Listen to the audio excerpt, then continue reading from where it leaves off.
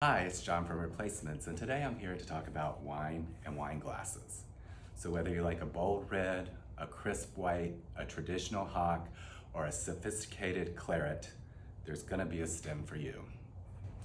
This stem is Contessa by Vietri, and this is just gonna be a general purpose wine glass that you can use reds, whites, sweet, bold. Next we have Forte by Schatzwiesel, and this is gonna be a red wine glass.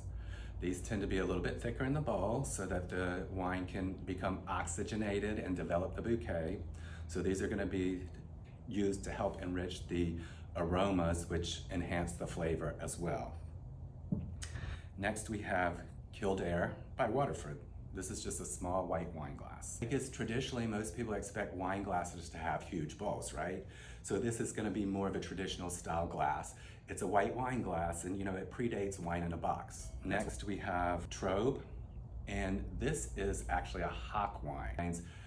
Collectively they refer to like white wines of Germany, but more specifically they would have been like in the Holstein region of Germany, where like Rieslings and stuff like that used to be made.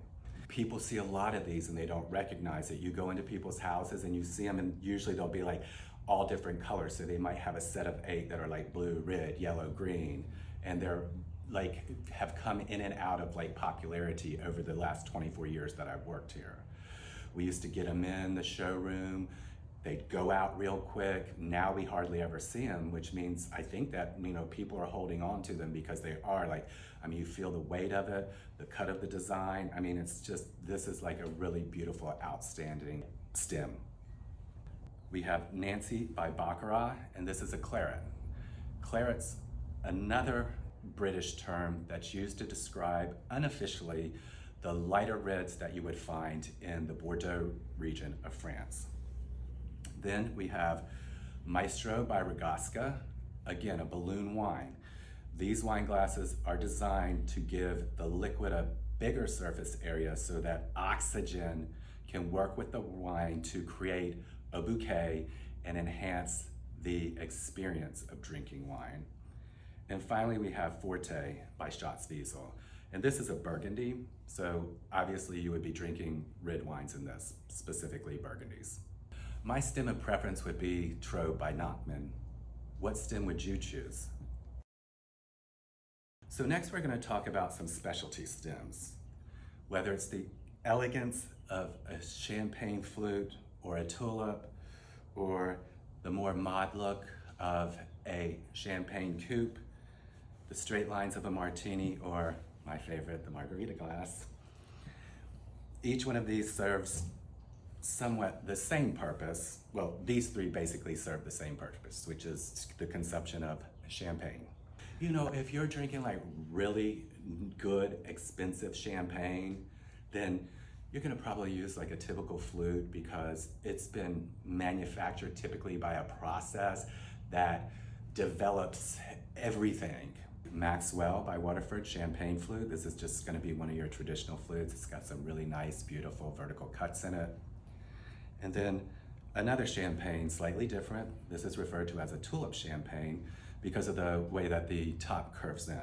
Oftentimes you'll see like Beaujolais are shaped like this because they're very early and young red wines, and so they need a little bit of help to kind of develop the bouquet so that with your tasting experience, you're getting like the full effect. The aroma, the bouquet, the taste on your tongue. My favorite champagne glass is gonna be the Coupe Champagne, and this is Navarre Clear by Fostoria. Allegedly, this glass was molded after a specific part of Marie Antoinette's body. Next, we have this beautiful Lismore Black martini glass. And I have to tell you, like, martinis are my favorite drink. I like vodka martinis, extra dry, shaken, not stirred.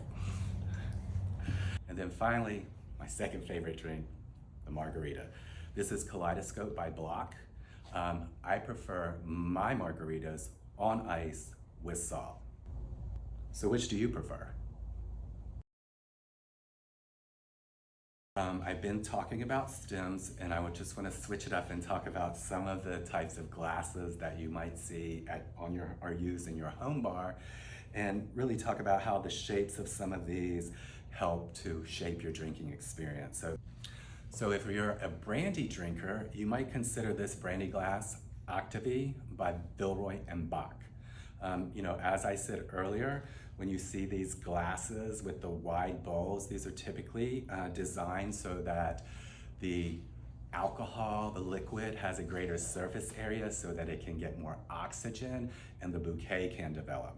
So when you're drinking out of a glass like this, the experience isn't just the taste, but this smaller opening helps concentrate the smell, so you have like an overall tasting experience.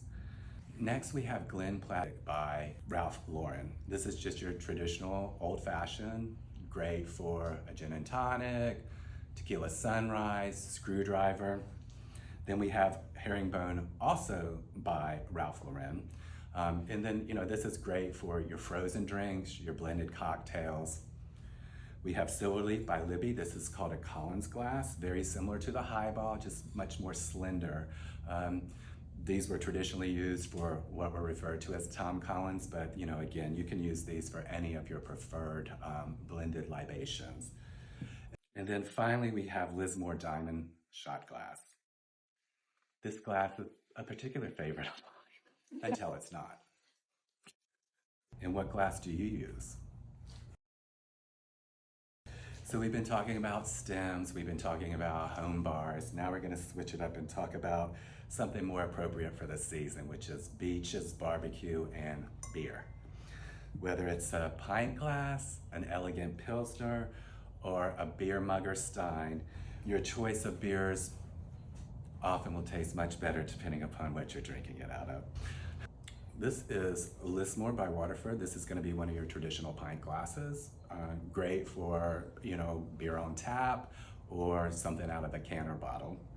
Then next we have the Pilsner glass. This is Rock Cut by Tiffany. This is gonna be glass that would be appropriate for some of the light lagers, light German lagers. Next we have Ultima Thule by Italia. This is a beer mug. And if this isn't big enough for you, we have Park Lane by Mikasa, and this is a beer stein. One pro tip about using any of these glasses, keep them stored in your refrigerator so that when you decide that you want to drink some beer and you pour it from whatever vessel it comes in, whether it's a bottle or a can or on tap, frosted mug or glass is going to help keep that beer nice, crisp, and cold for these upcoming hot, humid summer days. So the next group of glasses I want to talk about are glasses that some people may or may not be familiar with. These are glasses that you don't traditionally see in people's houses now. Historically speaking, you probably would have seen these in everybody's house. The first two glasses that I want to talk about are liquor cocktails. And these are just small glasses to make a small liquor drink. This particular glass is Waterford Mixology cocktail. And then we also have Lyric by Stewart. Again, these are just really small bowls, sort of like single sip, slow sip type glasses. This is actually a cordial. This is Coronation by Orifors, and you can see the bowl is very, very small. You could use this if you wanted to take a small shot or maybe take a sip of some sweet after dinner aperitif. And then finally we have Colleen Short Stem by Waterford, and this is a sherry glass. You would use this to drink sherry, and this shape of this glass is to help develop the complex and nutty flavors of the namesake sherry. So thanks for joining us today as we talked about the various stems and glasses used to consume your favorite drinks and libations.